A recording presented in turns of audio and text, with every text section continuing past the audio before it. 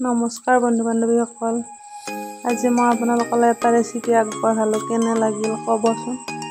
নাহিব দেই কোনো, সকলোৱে জানে এই ৰেচিপিটো, তথাপিও মই কেনেকৈ বনাওঁ তাকে দেখুৱালোঁ। ভিডিঅ'ত দেখুৱাৰ দৰে এনেকৈ বনাইছোঁ আৰু মই মাছটো কেঁচাই বনাইছোঁ। আপোনালোকে লাগিলে ফ্ৰাই কৰি ল'ব পাৰে। ইয়াতে মাছটো কেঁচাই ভাল লাগে বেছি, ফ্ৰাই কৰিলে সেই সোৱাদটো পোৱা নাযায়। সেইবাবে মই কেঁচাই বনাইছোঁ।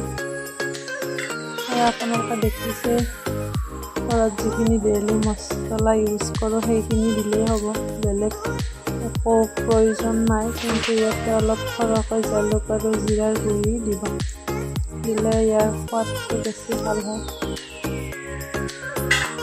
দেখিছে ন, মই মাছখিনি কেঁচাই দিছোঁ। ইয়াক মই ভালকৈ মজাই লৈছোঁ, 3-4 বাৰমান পানী দি মজাইছোঁ। দি সেইখিনি এটা পেষ্ট বনাই লৈ ইয়াতে ঢালি দিছোঁ। সেইখিনি দেখুৱাব পাহৰিলোঁ। এয়া আৰু তাৰপিছত ইয়াক 5 মিনিটমান ভালকৈ উতল আহিবলৈ দিছোঁ। দি ৰেডি হৈ গ'ল মোৰ 3 গুণী আঞ্জা।